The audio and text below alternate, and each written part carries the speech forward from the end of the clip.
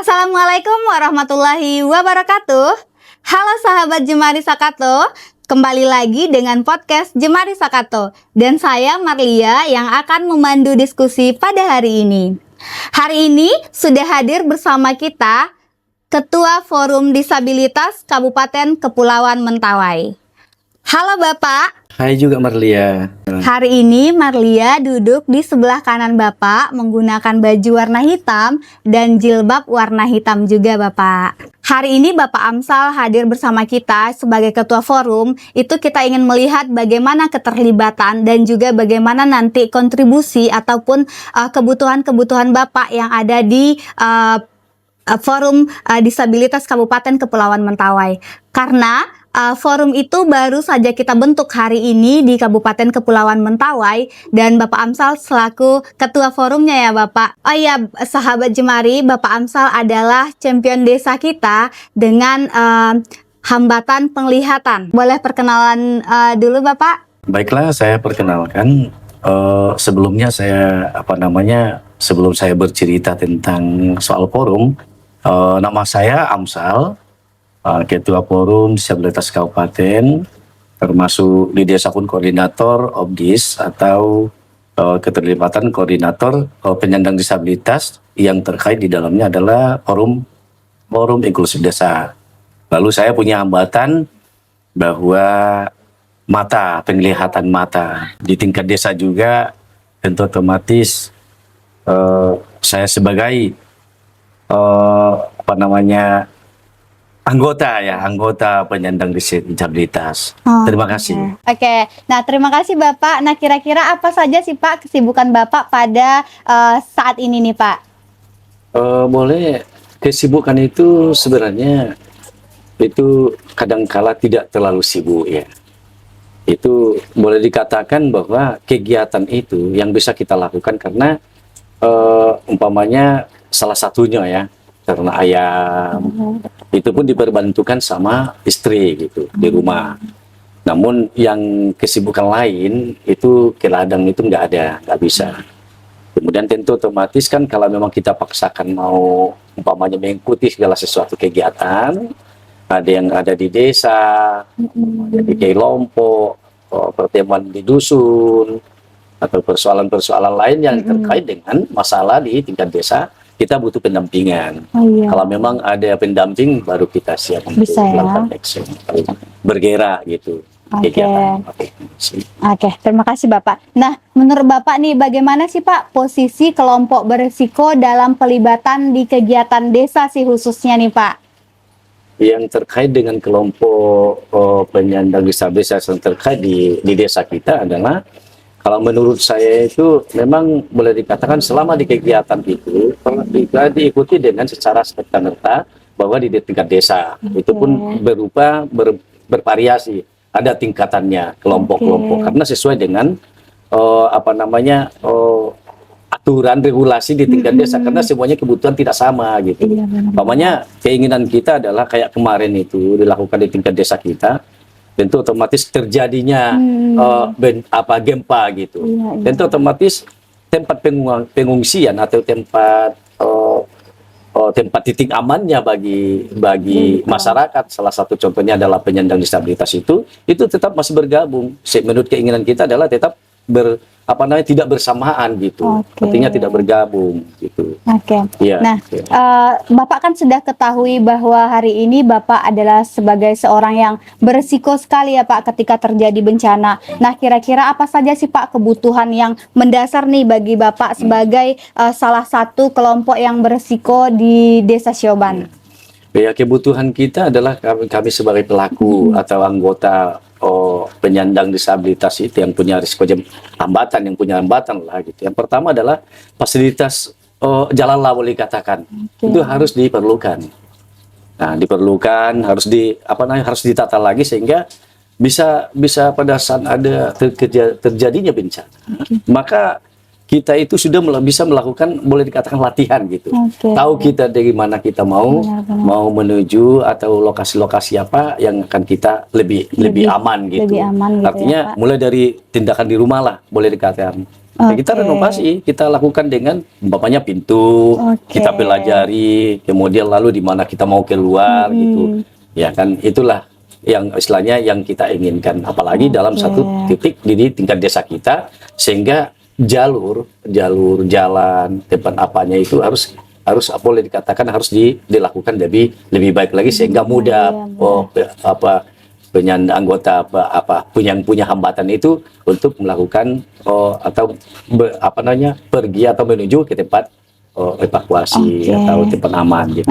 Nah, tadi kan beberapa fasilitas umum termasuk juga jalan dan juga di fasilitas posko seperti itu ya Pak, dan juga sampai di rumah pun gitu. Nah, kira-kira Bapak mengetahui tidak upaya itu kan termasuk ke dalam upaya mitigasi bencana dan juga perubahan iklim. Nah, kira-kira apa sih Pak kaitannya dengan kebutuhan Bapak tadi sebagai salah satu kelompok berisiko di Sioban khususnya ya Pak? Iya, yang namanya kekhawatiran ya. Di situ kan tentu otomatis kalau kita tidak tidak disiapkan atau tidak dipersiapkan, sehingga yang penyandang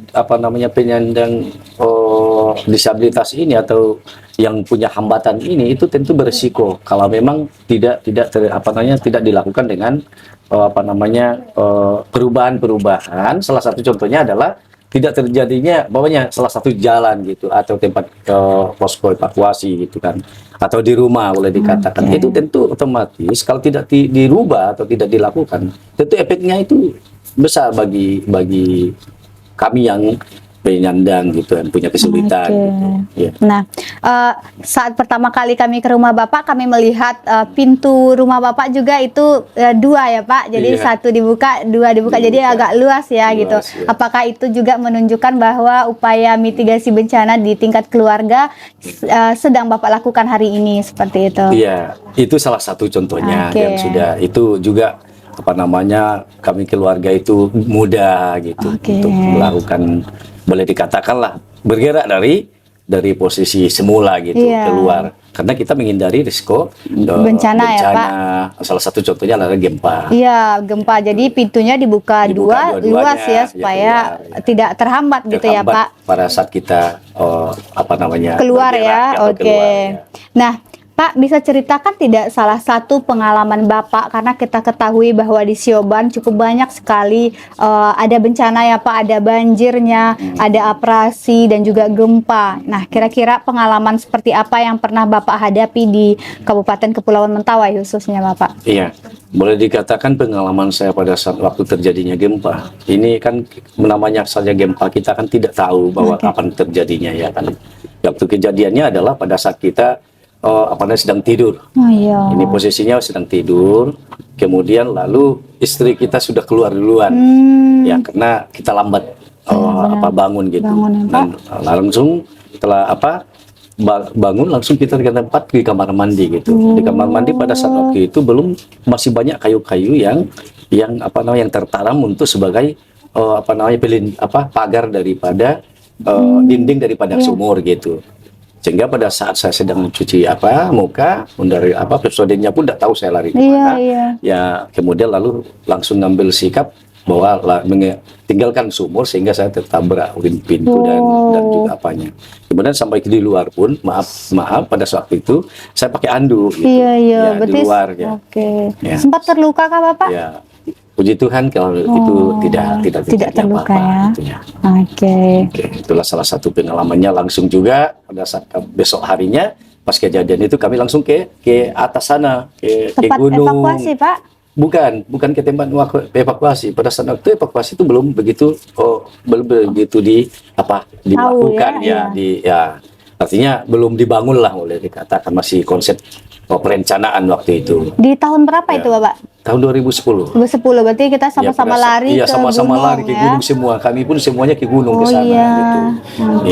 Itu waktu itu pengalamannya ya Pak. Yang mendampingi saya adalah anak dengan istri gitu. Ada anak sama istri ya. Nah, Pak, selain itu dari pengalaman-pengalaman Bapak terkait dengan pengurangan risiko bencana, upaya mitigasinya juga Karena kita ketahui bahwa di Kabupaten Kepulauan Mentawai ada juga adaptasi perubahan iklimnya kira-kira gitu kan Pak. Iya. Nah, selain itu kan hari ini Bapak menjadi Ketua Forum Disabilitas Kabupaten Kepulauan Mentawai. Nah, itu baru diresmikan di tahun 2026 ya Pak ya.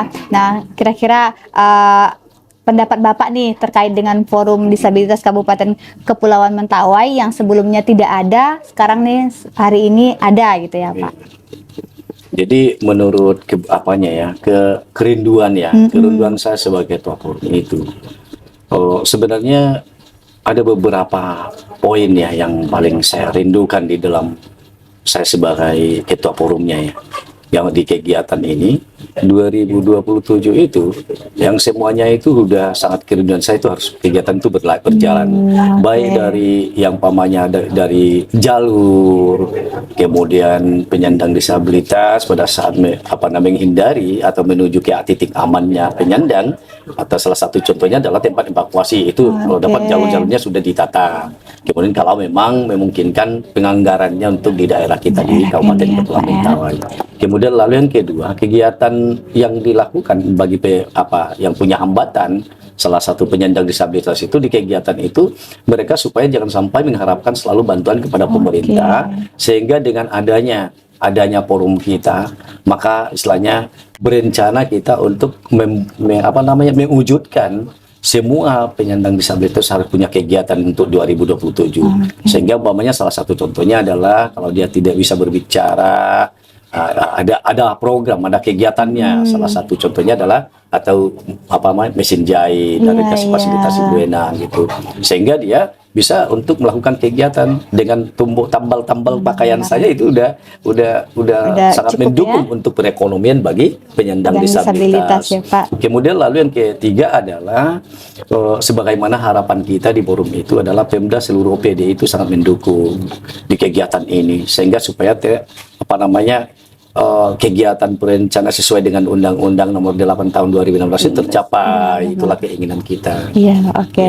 Nah, karena kita ketahui bahwa forum hari ini baru dibentuk gitu kan Pak. Jadi di tahun 2026 hari ini kita selesaikan seluruh administrasinya, penguatan-penguatannya. Nah, nanti di 2027 adalah bentuk rencana kerjanya mau diapakan nanti forum ini sampai ke pembuatan jalur-jalur fasilitas umum atau tempat evakuasi. Nah, tentu kita tidak akan bisa bekerja sendiri, makanya kita selalu butuh dukungan baik pemerintah setempat maupun nanti di kabupaten tentunya ya Bapak.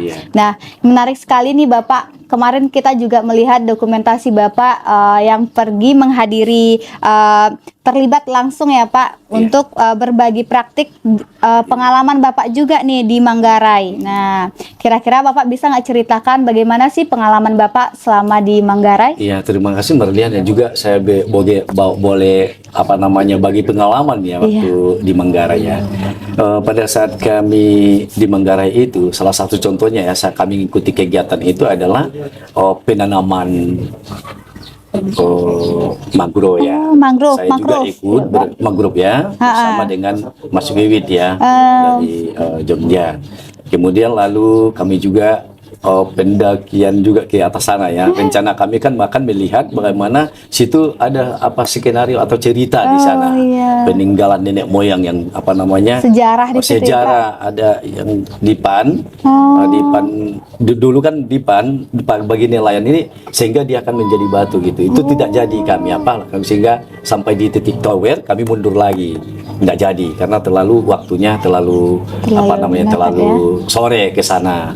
Jadi kemudian lalu di Repi itu kami juga menghadiri bahwa saya lihat itu perkembangan kegiatan di kelompok termasuk Obdis di sana di kegiatan memang gabung ya. Namanya saja kolaborasi ya. Itu otomatis ada yang normal, ada yang normal gitu. Jadi kegiatan itu di situ adalah ada tenun, kemudian dijual dengan harga 500-an sampai ke 1 juta. Bawahnya selendang ya, selendang ya. Selendang khas dari Manggarai dari gitu Manggarai ya Pak. kelompok itu dari Kemudian termasuk Duar Loka, pesisir itu ada kelompok di sana ya, termasuk UMKM yang pengelolaan produk ikan. Nah, kira-kira Pak yang selama di Manggarai apa yang Bapak share ke teman-teman di baik di Repi, di apa tadi lagi Pak? Warloka. Nah, kira-kira apa yang bisa Bapak share karena sebagai perwakilan teman-teman disabilitas nih dari Kabupaten Kepulauan Mentawai dampingan program GRID Jemari Sakato. Yang bisa saya apa itu adalah cuma mungkin barangkali karena kita baru ya, tentu otomatis kan segala sesuatunya tentu tidak terlalu penuh kita kan akan ketahui bagaimana strukturnya. Salah satunya adalah penanaman mangrove itu. Mangrove ya Pak? Iya, mangrove itu karena adalah di sini juga perlu sekali untuk di pantai kita, termasuk di sana. Itu kan kalau dengan kikisan daripada pantai itu udah jauh, sehingga biasanya itu masih sangat jauh itu tanda menaranya itu.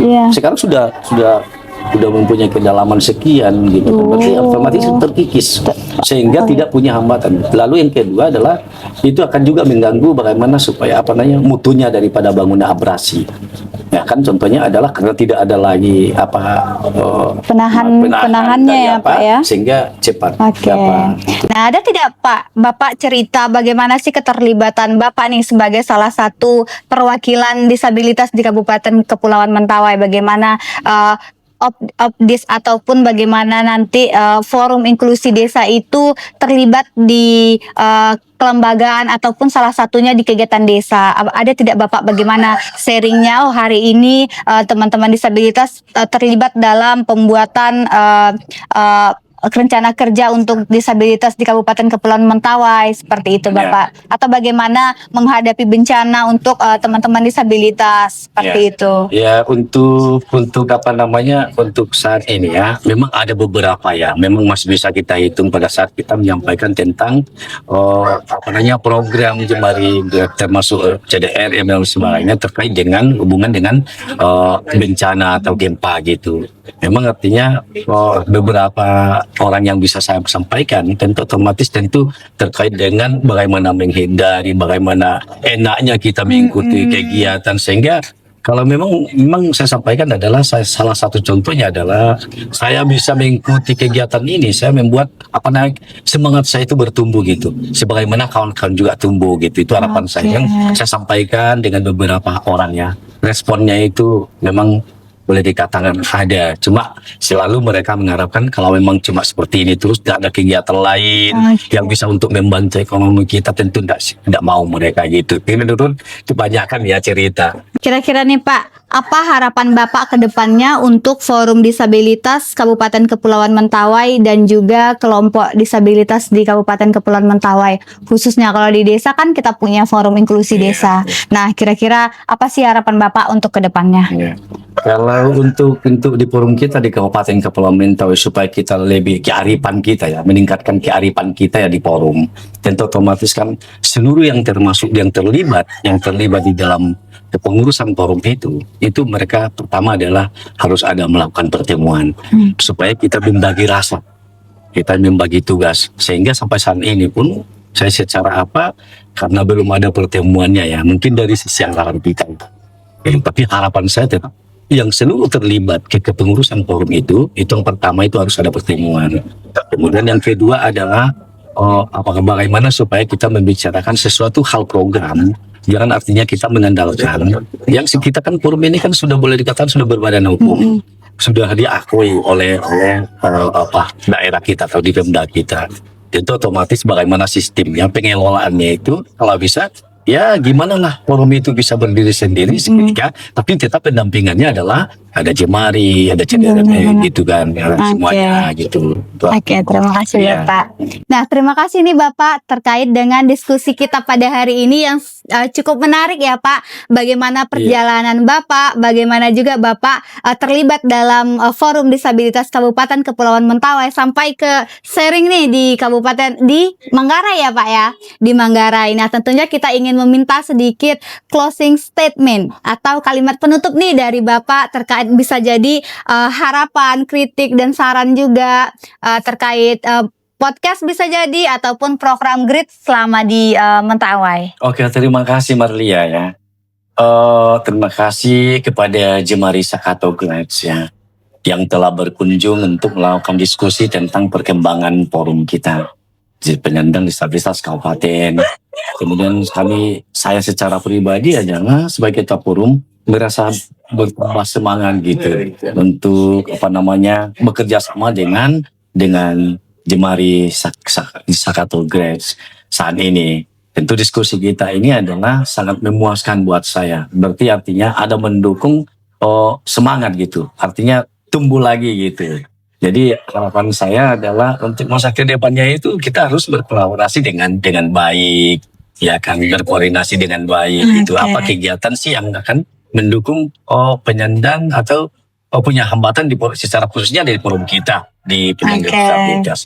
Terima kasihlah semua yang Marlia yang telah disampaikan, juga termasuk kawan-kawan kasih salam lah dengan kerjasama kita di Jemari, mulai dari tingkat kabupaten, di tingkat pusatnya juga ada beberapa jaringan. Terima kasih ya saya ucapkan. Nah, apabila nanti ada kesalahan kelemahan dari penyebabnya, nanti akan kita Terima kasih Bapak atas diskusi yang menarik pada hari ini. Tapi ini bukan menutup diskusi kita ya Pak. Kita bisa berdiskusi di lain waktu. Terima kasih sahabat Jemari sudah menemani diskusi kita pada hari ini. Jangan lupa like, comment, subscribe, share YouTube Jemari Sakato. Saya Marlia dan Pak Amsal undur diri. Jemari Sakato for better society. Dadah.